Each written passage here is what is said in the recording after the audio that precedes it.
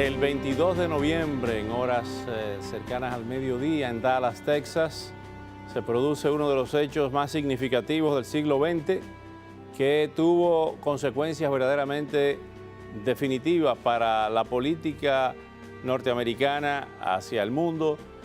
Tuvo consecuencias en la sociedad norteamericana, según sociólogos e historiadores. A partir del asesinato de John F. Kennedy, la sociedad norteamericana entró en una espiral de violencia que fue terrible. Murió Martin Luther King, murió Malcolm X, murió Robert Kennedy y murieron tantos estadounidenses en las calles de este país con los movimientos estudiantiles, los problemas de la guerra de Vietnam. En realidad fue toda una época de crisis tremenda.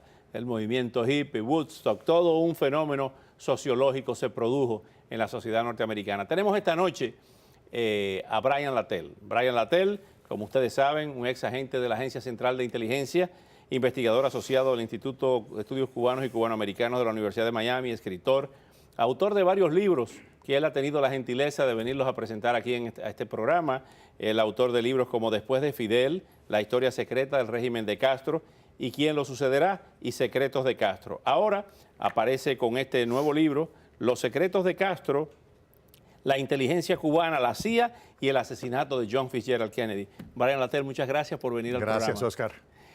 Vamos a empezar con la fecha que se avecina el próximo 22, el viernes. 50 años, medio siglo del asesinato de John Fitzgerald Kennedy. Muchas hipótesis en las investigaciones suyas. Usted tiene puntos que hemos, en el libro que acabamos de leer, este libro suyo, usted está de acuerdo con el informe de la Comisión Warren de que fue un solo hombre que actuó en la muerte de Kennedy, Lee Harvey Oswald. De eso sí, estoy de acuerdo. Ellos tenían razón, un solo tirador, Oswald. Y un tirador puede en un vehículo en movimiento con un rifle de mira telescópica.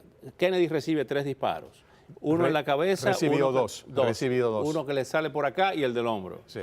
Y el John Connally, el gobernador de Texas, en la rodilla. O sea, hay quienes hablan de un disparo de adelante hacia atrás, que había otro sniper por ahí.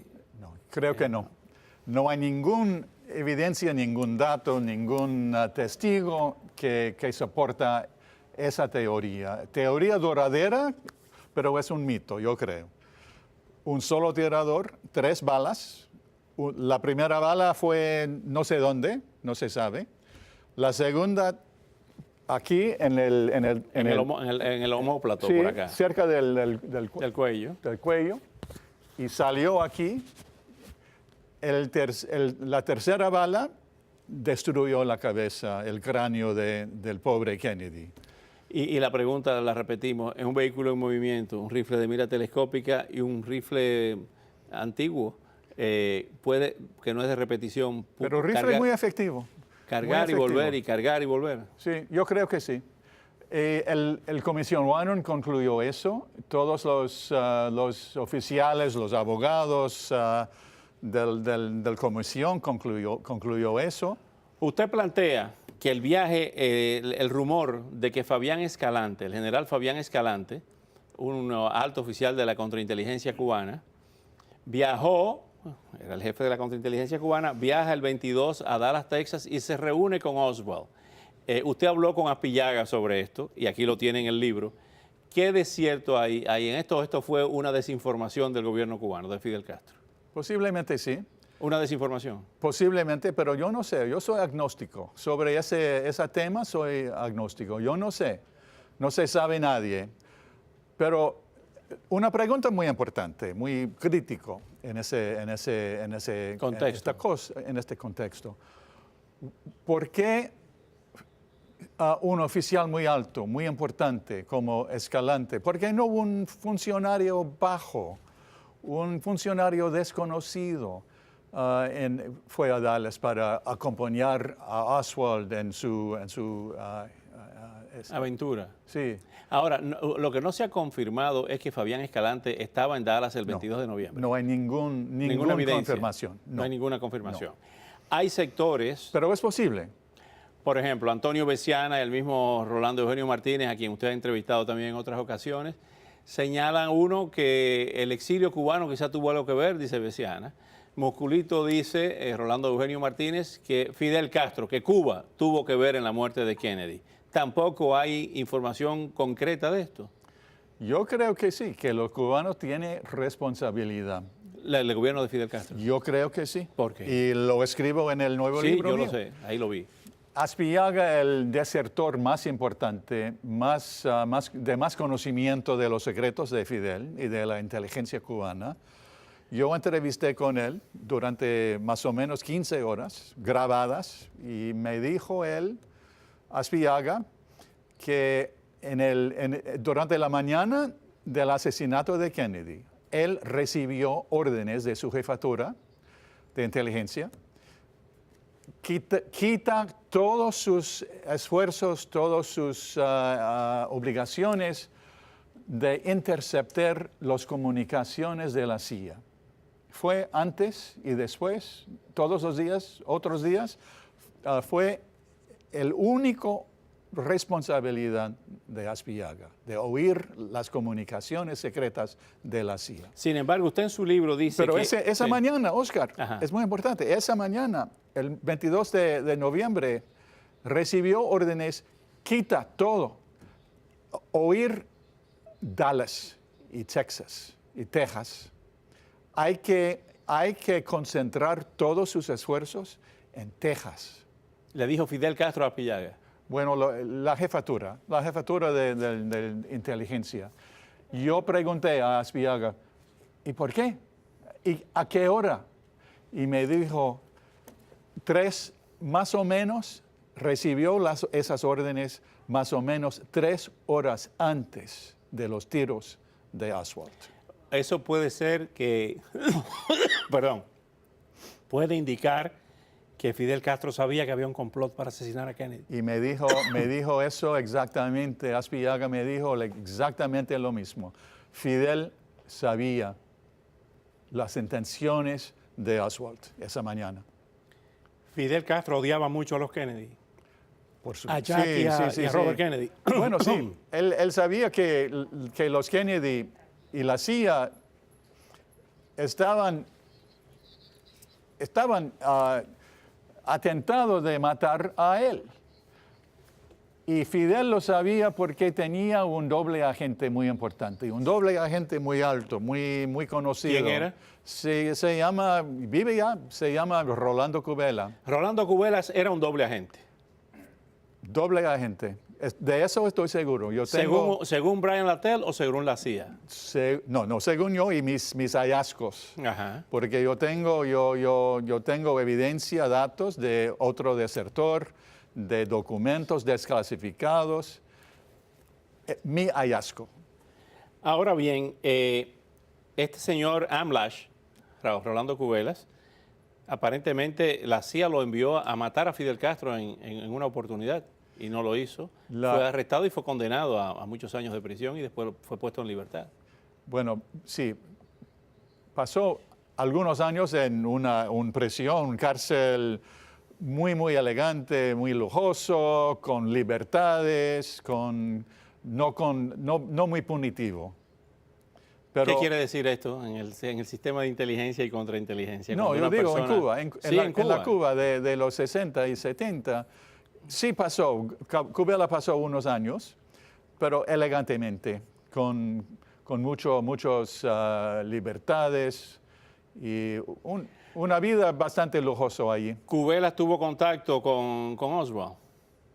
De eso yo no sé nada. No sabe nada. Ahora bien, un periodista francés, usted lo tiene en su libro. Jean Daniel. Jean Daniel estaba con Fidel Castro cuando llaman por teléfono a Fidel Castro y Fidel Castro dice, ¿cómo? Usted lo cita en su libro, citamos a Brian Latell en su libro, dice, ¿cómo? ¿Un atentado? Y entonces después le confirman que habían asesinado al presidente de los Estados Unidos. ¿Eso era teatro de Fidel o él esperaba eso? Fue teatro y el encubierto de Fidel.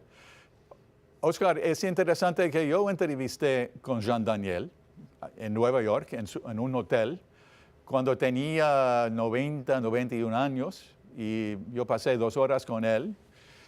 Entrevisté también con Cubela. y también con el agente de la CIA, Néstor Sánchez, el agente de la CIA que reunió frecuentemente con Kubela y que dio a Kubela el instrumento de asesinato, una pluma. Una pluma fue el instrumento inventado por la CIA para matar a Castro. Para matar a Castro, Sí. matarlo en La Habana. Sí. Matarlo en La O en Habana. Varadero. O en Varadero. Sí. Ahora bien, ¿es cierto que fueron más de 600 las intenciones de matar a Fidel Castro por parte de la CIA o eso es un número exagerado? No, es exagerado. Eso Cuba lo inventó. Eso. Sí, es una mentira, una exageración de los cubanos. Jean Daniel, ¿le dijo usted en algún momento que Castro le tenía mucho miedo a los Kennedy? En efecto, sí. En realidad él me dijo algo muy parecido, porque entrevistó con Fidel durante 2 o 3 días en La Habana, días antes del muerto de Kennedy, y al mismo tiempo, al momento, estaban los dos, Fidel y Daniel, estaban en Varadero, en una casita en la playa de Varadero, y Fidel recibió la noticia. Yo creo que Dorticós, el presidente en La Habana, conveyó la noticia a la playa y Fidel recibió la llamada telefónica que Kennedy había tirado. Que había muerto. Sí. Ahora bien, que había sido asesinado. Ahora bien, en todas estas operaciones de la CIA, porque es parte de su libro, es precisamente la inteligencia cubana y todo lo que ha pasado, hay un momento en que la CIA está tratando de eliminar a líderes cubanos en una parte de su libro, Afterward, donde usted dice que 2 prominentes cubanos, un Deputy Defense Minister, un viceministro de Defensa y un diplomático de la Ciudad de México, fueron objetivos para ser eliminados, para matarlo. Uno de ellos, de 62 años, Joaquín Ordoqui, un hombre de confianza de Raúl Castro, era el principal objetivo, el principal target, lo dice usted en su libro.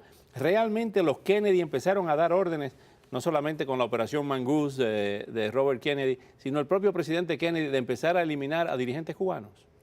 Solamente Fidel. Ok. Solamente a Fidel. Posiblemente una vez contra Raúl Castro también, posiblemente Che Guevara, pero solo 2 o 3, pero especialmente Fidel. Ahora bien, se puede decir, en base a sus investigaciones, que el único presidente de los Estados Unidos que sepamos que buscaba eliminar físicamente a Fidel Castro fue John Fitzgerald Kennedy. Yo creo que sí. Ni Lyndon Johnson, Ni Lyndon ni Johnson. Ronald Reagan, No. ni ninguno de los Bush. Ni ninguno de ellos, ni Eisenhower tampoco. Eisenhower tampoco. Tampoco. Solamente Jack Kennedy. Fue la obsesión de los hermanos Kennedy de matar, eliminar a Castro. Y él lo sabía. Ellos, Castro. Y Castro lo Castro sabía. lo sabía porque tenía ese agente doble tan importante, Ahora, parte en las memorias de Jackie Onassis, dice que Kennedy estuvo histérico cuando Fidel Castro llega a ganar, a triunfar en su revolución, diciendo, mira la cosa que me deja Eisenhower, cómo Eisenhower permitió que Fidel Castro llegara al poder. Esa fue una de las afirmaciones que dice... No se sabe, es una pregunta muy importante históricamente y Eisenhower no tenía nada de ganar, nada de hacer con Fidel.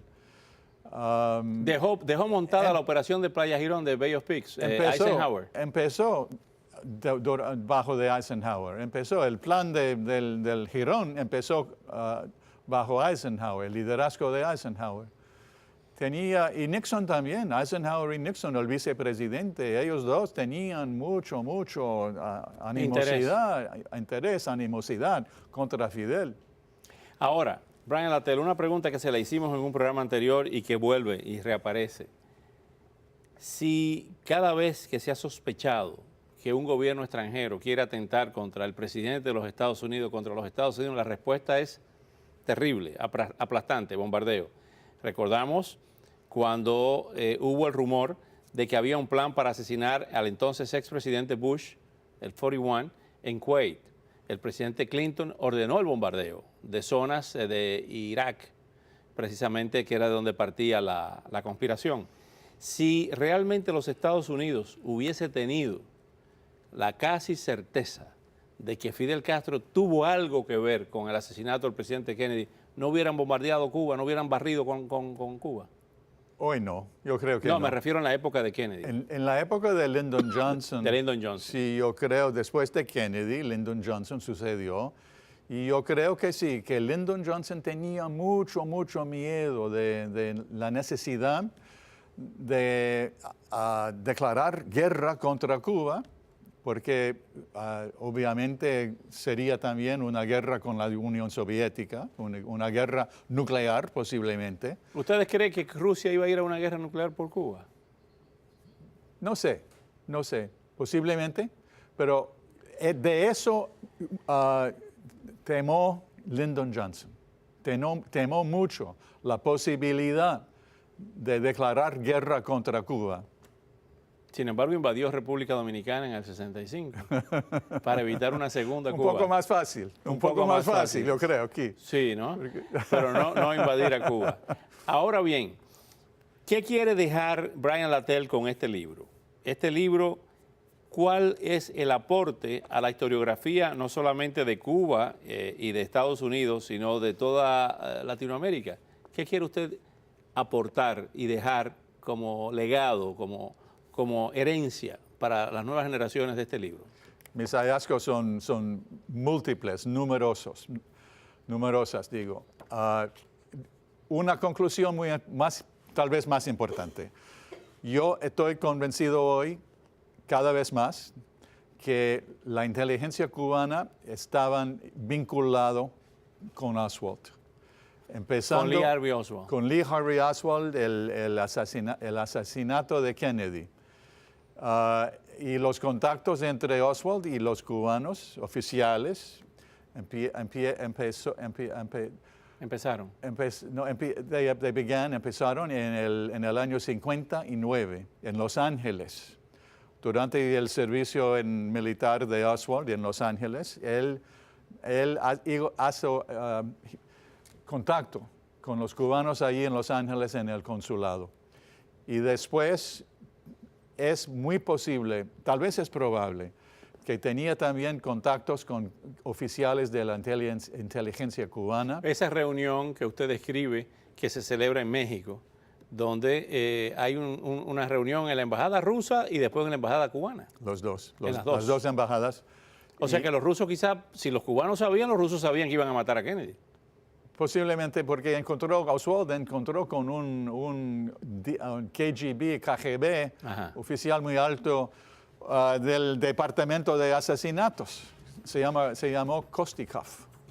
Y Oswald encontró con él y también con algunos oficiales de la inteligencia cubana, DGI, en la embajada cubana.